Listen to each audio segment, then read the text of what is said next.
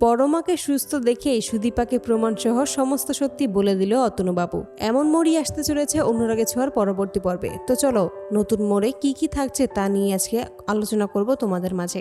সকলে যখন চিন্তা করতে থাকে পরমাকে নিয়ে, তখনই ডাক্তার এসে হাজির হয়। সকলে তখন পরমার কথা জিজ্ঞেস করতেই ডাক্তার জানিয়ে দেয়, আমরা এখন কিছুই বলতে পারবো না, 24 ঘন্টা যাওয়ার পরেই সবকিছু বলতে পারবো। এতে করে আরো ভেঙে পড়ে অতনুবাবু। সুদীপা তখন অতনুবাবুর কাছে আসে আর অতনুবাবুকে সান্ত্বনা দেওয়ার চেষ্টা করে, বলে যে আপনি কোনো চিন্তা করবেন না, পরমা ঠিক সুস্থ হয়ে যাবে, ওর কিছুই হবে না, আমরা থাকতে ওর কিছু হতেই দেব না, ওকে তো সুস্থ হতেই হবে। অতনুবাবু তখন সুদীপার দিকে তাকিয়ে থাকে আর বলে যে ও তো তোমার বোন হয়, তুমি দয়া করে ওকে সুস্থ করে তোলো। আমি জানি একমাত্র তুমিই পারবে, তুমি ছাড়া ওকে কেউ সুস্থ করতে পারবে না। অতনুবাবুর মুখে পরমা আমার বোন এই কথাটা শুনেই চমকে ওঠে সুদীপা।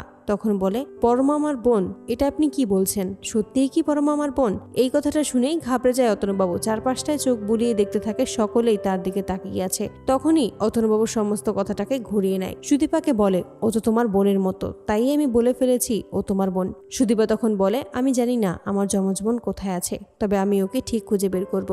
আর পরমাও আমার বোন, আমি ওকে বোনের মতোই দেখি। এতে করে অতনুবাবু একটু চমকে যায়, মনে মনে বলে, পরমা সুস্থ হলে আমি নিজেই তোমাকে সবটা জানিয়ে দেবো সুদীপা, কষ্ট করে তোমাকে আর তোমার যমজবোনকে খুঁজে বের করতে হবে না। 24 ঘন্টায় সুদীপা পাশে থাকে পরমার এবং সেবা যত্ন করে পরমাকে সুস্থ করে তোলে। সুদীপা নিজের আপনজনের থেকেও পরমাকে বেশি যত্নে রেখেছে, এটা দেখে অতনুবাবু মুগ্ধ হয়ে যায়। তারপরে দেখতে পায় পরমা অনেকটাই সুস্থ হয়ে গেছে। তাই পরমার কেবিনে সুদীপাকে একা ডাকে এবং সেখানেই সুদীপাকে তার কাছে থাকা সেই লকেটটা দেখায়, যেটা ঠিক সুদীপার লকেটের মতো। অতনুবাবুর কাছে নিজের মতোই একটা লকেট দেখে চমকে যায় সুদীপা। অতনুবাবু তখন বলে, এটাই তোমার বোনের সেই লকেট, এখানেই তোমার বোন সুরূপার নাম লেখা আছে। এতে করে অবাক হয় সুদীপা। তখন বলে, আপনি কি সত্যি জানেন আমার সেই যমজ বোন কোথায় আছে? জানলে আমাকে জানাবেন, আমি ওকে খুঁজে বেড়াচ্ছি। ও তো আমার মতো অনাথ, তাই আমি ওকে খুঁজে বেড়াচ্ছি যেন আমরা দুই বোন একসাথে থাকতে পারি। অতনুবাবু তখন বলে, আমি আজকে তোমাকে কিছু সত্যি কথা বলবো। এতে করে চমকে যায় সুদীপা ও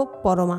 অতনুবাবু তখন বলে, তোমার যমজ বোন আর অন্য কেউ নয়, পরমাই হলো তোমার যমজ বোন সুরূপা। তোমাদের কি মনে হয় পরমাকে সুস্থ দেখে সত্যি কি সুদীপাকে সমস্ত প্রমাণ সহ অতনুবাবুর সমস্ত সত্যিটা জানিয়ে দেবে? অবশ্যই কিন্তু তোমাদের মতামতটি আমাদের জানাতে ভুলবে না।